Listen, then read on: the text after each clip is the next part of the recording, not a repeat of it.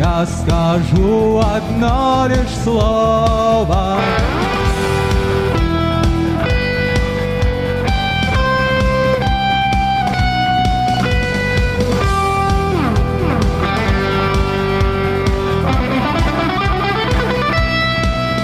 И опять на вокзал, и опять с поездом, и опять проводник выдаст белье и чай.